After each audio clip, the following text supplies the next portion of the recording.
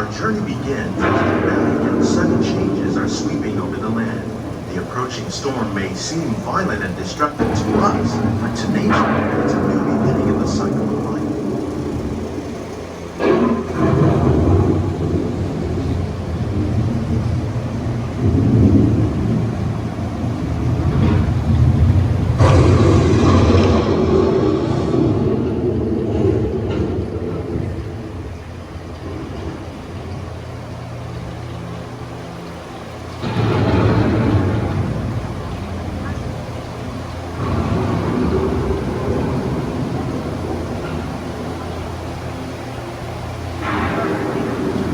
Beneath the surface of the land, roots trap water from the flowing mud, extracting precious nutrients and minerals. These elements, when combined with sunlight, create the diverse living systems of our planet.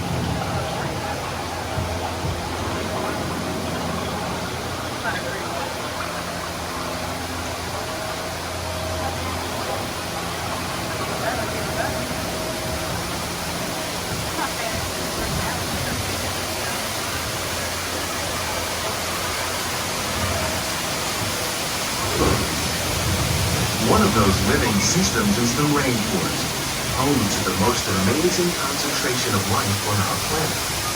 These dense and beautiful forests cover only a tiny portion of the Earth's surface, but they contain more than half of its plant and animal species. Rainforests are also extremely rich and productive living systems, providing us with oxygen, food, medicine, and other elements essential to our lives.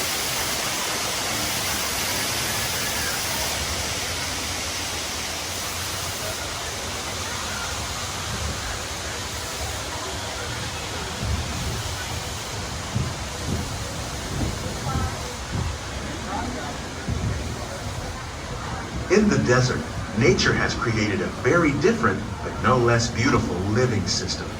And while this arid landscape may seem lifeless, it is very much alive. The plants and animals that have learned to survive in these harsh conditions make use of what little water they can find and avoid the scorching rays of the relentless sun. The American prairie once appeared as desolate as the desert, but over time, rainwater and nutrients gradually penetrated the hard surface of this land. Even the hooves of the mighty buffalo helped create the rich soil that would one day become home to the American farm.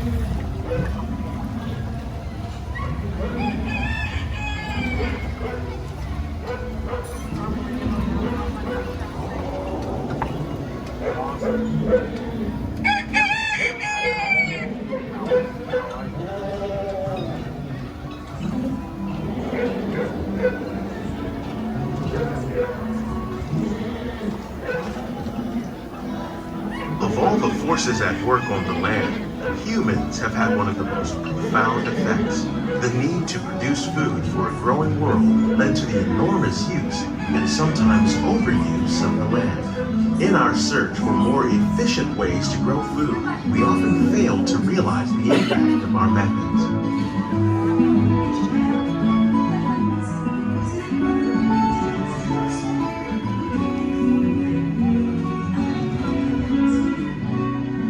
Today, we're learning to live with the land, discovering better ways to grow food that will assure both human and environmental well-being.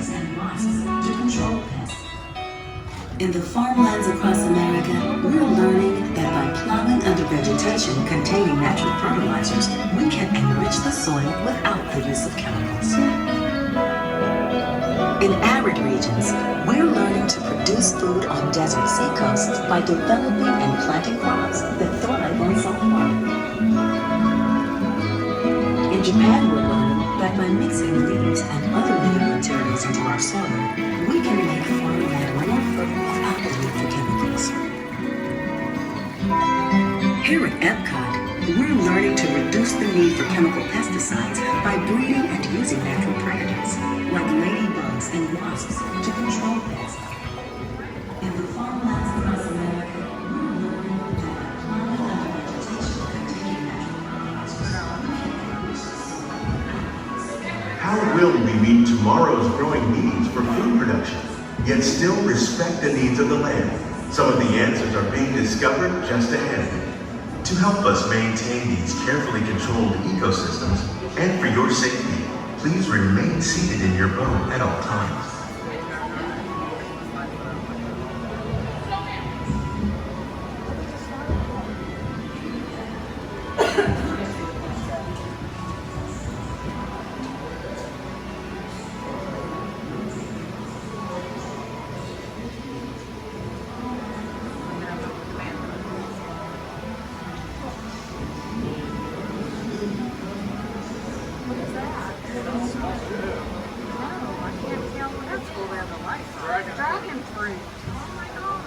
Welcome to our living laboratory, where scientists from EPCOT and the U.S. Department of Agriculture are exploring innovative ways to produce bountiful harvests now and into the future.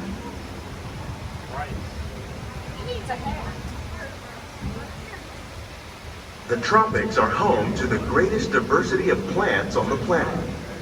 Many of these, like papaya, bananas, cacao, coffee, and rice, are well known around the world. These are just a few of the edible plants that have been an important source of nutrition for people living in the tropics.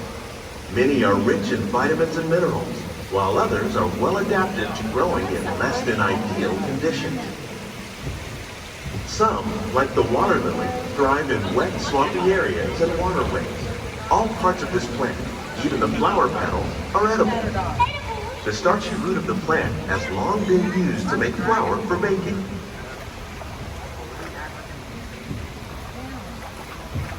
One day, many of these lesser-known tropical plants may be as important as the bananas growing on both sides of the boat. More than 28 million tons of bananas are eaten annually, making it the most popular fruit in the world.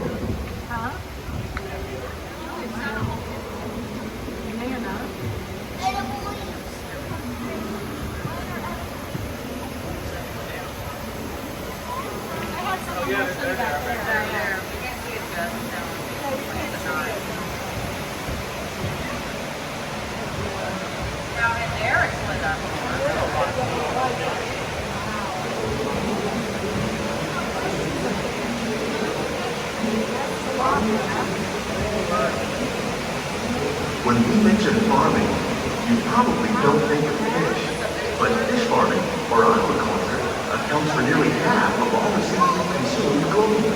Tilapia, bass, and catfish, like the ones you see here, are three of the more popular crops raised by fish farmers.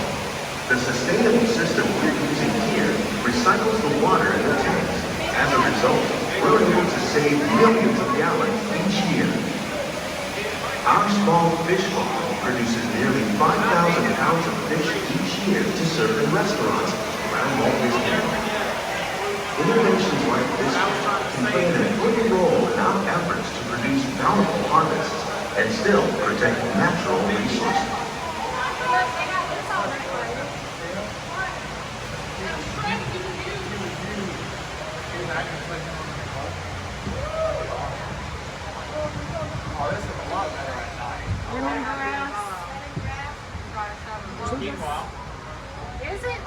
While there are more than 50,000 edible plant species in the world, most of us are only familiar with the handful that make up our everyday diet.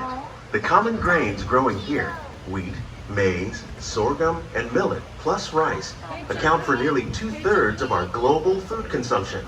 Learning how to increase yields of these staples is an important goal of research around the world.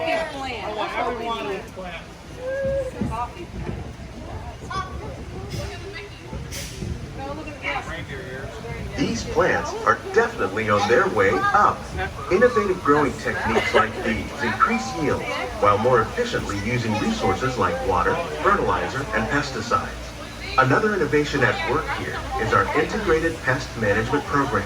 By populating our greenhouses with beneficial insects that prey on harmful pests like aphids and flies, we are significantly reducing our reliance on conventional pesticides. We're growing these crops using our nutrient film system. This technique precisely controls and recycles water and nutrients. With it, we can produce over 27,000 heads of lettuce a year in this one small area. So can you get something from the landing? Some of our best ideas have been inspired by nature, like these fruit and vegetable trees. By growing these ground plants vertically, we can increase yields and better control diseases. These crops taste as good as they look. In fact, we serve more than 15 tons of produce from our greenhouses in restaurants here at the lab every year.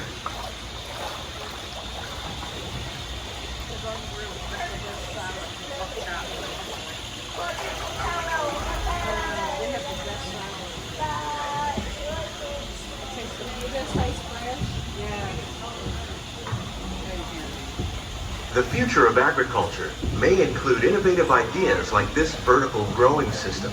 Plants grown in this way use a fraction of the space required by traditional growing methods. That saves water and increases production.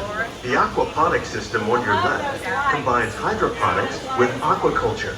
The fish provide a natural source of fertilizer for the plants, and the plants help keep the water clean for the fish. It's another great way to produce more while using less. In our lab, EPCOT scientists are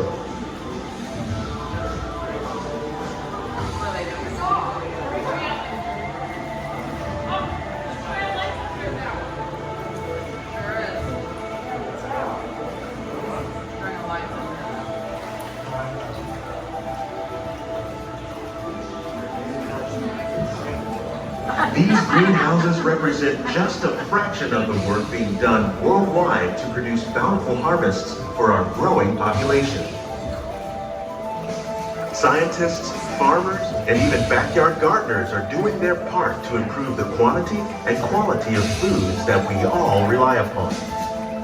Together, we can continue to find more ways to increase food production and protect our precious natural environment. Only then will we truly be living with the land.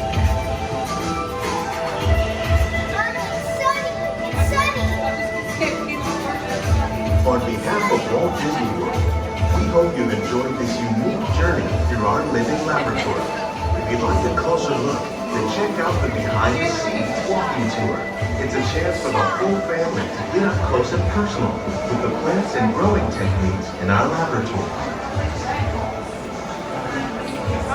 Please keep your hands and feet inside the boat and remain seated until the boat comes to a complete stop.